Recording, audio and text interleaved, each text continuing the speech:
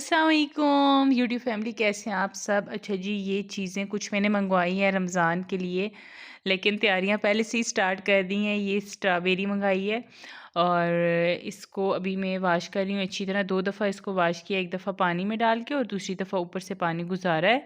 उसके बाद इसको मैं बाहर ले आई हूँ, चटाई बिछा के। मैंने कहा आराम सुकून से इनकी कटिंग करते हैं, क्योंकि आपको पता है पहले ट्यूशन वाले बच्चे आए होते हैं, उनसे फ्री होने के बाद मुझे फ़ुर्सत मिलती है। और अभी कोई टाइम हो गया असर के बाद का, तो असर के बाद ये तैयारियां स्टार्ट की हुई हैं। इनको इस तरह दरमियान में से कट करते जाएंगे। इस दफ़ा मैंने सोचा है कि आपके साथ कुछ टिप्स शेयर करती हूँ रमज़ान से पहले कि कैसे हम फ्रूट्स को सेव कर सकते हैं बाद के लिए।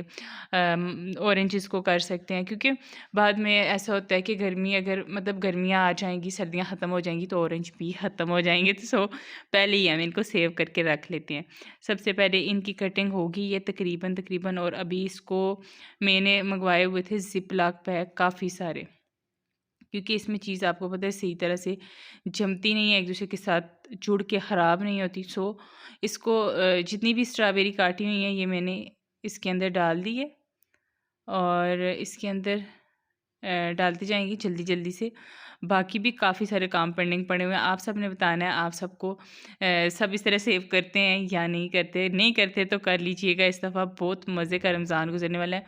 सारी मेरी बहनें यूट्यूब पे बता रही होती हैं कि हम जो है इस तरह से सेव करके पहले रख लेते हैं सारी चीज़ें, और ताकि हमें बाद में इबादत का टाइम ज़्यादा मिले। इबादत तो खैर हमें रोज़ ही करनी चाहिए, क्योंकि अल्लाह पाक ने जितनी हमें नेमतें दी होती हैं उसका शुक्रिया हम जितनी मर्ज़ी इबादत कर लें हम नहीं अदा कर सकते। हर नेमत अल्लाह पाक ने दी हुई है, हमें सेहतमंद तंदुरुस्त रखा हुआ है। उसके अलावा हम पता नहीं कितने गुनहगार होते हैं, और अल्लाह पाक हम पे अपनी जो रहमतें और नेमतें होती हैं उनकी बारिश बरसाता जाता है। और स्पेशल रमज़ान में तो अल्लाह पाक की ख़ास नेमत होती है। और ये देखें, बातों बातों में स्ट्रॉबेरी हमने इसमें पैक कर ली है। तो इसमें से मतलब जितनी भी एयर होती है वो निकाल के तो फिर इसको हम लॉक कर देते हैं। तो बस ये हो गई हैं डन। इसके बाद नंबर आता है जी ऑरेंजेस का। इन सबको अच्छी तरह से वॉश कर लिया। आपके भाई को मैंने कहा था कि जो सिंपल सादे माल्टे होते हैं वो लाने हैं, लेकिन वो साथ में मौसम्मी भी ले आए हैं जिनके अंदर जूस होता ही नहीं है, रस होता ही नहीं है। बट क्या किया जा सकता है, 2 दर्जन दूसरे वाले लेके आए और 1 दर्जन ये वाले ले आए हैं। तो अब खैर छीलते हैं, वो आपको पता है छीलने भी नहीं होते। और इनको छील के फिर इनकी जो बीज वगैरह हैं वो निकालते हैं। आपके साथ तरीका मैं शेयर करती हूँ, साथ साथ देखते जाना है, स्किप नहीं करना है। सो मैं भी इस दफ़ा करने लगी हूँ, लेकिन ज़्यादा नहीं करूँगी, ज़्यादा चीज़ें सेव नहीं करूँगी। कुछ वो चीज़ें सेव करूँगी जो कि ख़राब ना हो, जो कि मेल्ट ना हो, जो कि आप लोग भी सेव कर सकते हो। आपको पता है गाँव में हम रहते हैं, तो जितनी भी मेरी बहनें पाकिस्तान में गाँव में रहती हैं या जिनके यहाँ बिजली का बहुत ज़्यादा इशू होता है गर्मियों में, ज़ाहिर है हम अगर क्यूब्स वगैरह की फार्म में कोई चीज़ रखते हैं तो वो मेल्ट हो जाती है। और जब ज़िप लॉक बैग में भी वो मेल्ट होगी तो फिर क्या फ़ायदा। ठीक है, हम ऐसे करेंगे कि वो चीज़ें रखेंगे इस रमज़ान में जो ख़राब ना हो। तो ये सारे ऑरेंजेस हमने पील ऑफ कर लिए हैं, और पील ऑफ करने के बाद हम इनकी कटिंग करेंगे। ये देखें, कुछ जो मौसम्मी हैं वो भी मैंने छीली हैं, मुश्किल से ही बट छील ली थी। तो अभी हम इनकी 1 बाय 1 कटिंग करते जाएंगे, और कटिंग करने के बाद इनके बीज निकालेंगे। देखिए कितना जूस है ना इनमें, लेकिन अगर हम इनका ऐसे जूस निकालते हैं, मतलब सिर्फ ऑरेंजेस का ही जूस निकालते हैं, तो हमारे पास बहुत कम जूस बनता है। ये रमज़ान में मैं कैसे बनाऊंगी वो रेसिपीज़ भी आगे आप लोग के साथ शेयर करूंगी रमज़ान में ही, तो वो भी आप लोगों ने ज़रूर देखनी है। ये देखिए कितने मज़े के हैं ना, दिखने में कितने अच्छे लग रहे हैं। तो इन सब की अभी बीज में है निकाल दूंगी इस तरह से। एक छुरी की मदद से आप ये सारे बीज निकाल दें, और इनके जो है बीज एक एक जो पीस है उसमें दो दो पड़े हुए होते हैं। तो ये सारे बीज निकालते निकालते काफ़ी सारा टाइम गुजर गया है। और ये देखिए मगरिब हो गई है, तकरीबन मगरिब हो गई है, आपको देख के पता चल रहा होगा। अभी ज़ैनब लेके आई है मेरे लिए चाय कि मम्मा आपको सर्दी लगी हुई है, आप साथ साथ चाय पी लें। और ये हो गया है जी डन। बट आप यकीन करें मेरे शोल्डर जो है ऐसे लगता है अलग हो गए हैं, इतना पेन हो रहा है उनमें। बट क्या किया जाए, करना पड़ता है बच्चों के लिए। और फिर आपको पता है रमज़ान होता है, उसमें साथ साथ हैंडल करना मुश्किल है। और इस दफ़ा इसलिए मुश्किल है क्योंकि पेपर्स भी बच्चों के रमज़ान में ही हैं, 9th 10th के भी हैं, उसके अलावा अपने बच्चों के भी पेपर 20 को ख़त्म हो रहे हैं, इस मंथ की 20 को। और बस ये ऑरेंजेस डन हो चुके हैं। इनको 2 ज़िप-लॉक बैग में रख लूँगी, क्योंकि एक में ही सारे रखे तो फिर ये बंद नहीं होगा। इनको क्लोज़ कर लेंगे फिर, और उसके बाद चाय पीते हैं आपके साथ। उसके बाद नेक्स्ट काम करेंगे, ये वाला भी खोल लेते हैं। और इसका आपने फिर चेक करना है कि लॉक अच्छी तरह लगे, क्योंकि बाज़ जगह से खुला रह जाता है, हमें पता नहीं चलता। फ़ातिमा को देखें, फ़ातिमा इधर वेट कर रही है। बच्चों की शौक होता है, हम भी छोटे-छोटे होते थे तो इस तरह से अपनी वालिदा के पास बैठ जाते थे, कोई भी काम कर रहे हो, चाहे वो शामी कबाब बना रहे हो। खैर उस टाइम पे तो ये तैयारियाँ नहीं होती थी कि सारी चीज़ें सेव करके फ्रीज़र में रख ली हैं। हमारे यहाँ भी ज़्यादा इस चीज़ को मतलब नहीं करते, फ़्रेश ही खाना पसंद करते हैं। बट कुछ चीज़ें इस दफ़ा मैंने क्या रख लेती हूँ, बाद में ईज़ी हो जाएगा ना बनाना।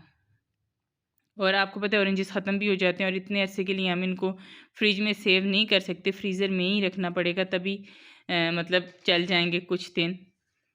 सो दोनों तरफ बराबर बराबर कर रही हूँ मैं, ताकि दोनों तरफ इक्वल चले जाएं और इनकी जो लाख हैं वो अच्छी तरह लग जाएं।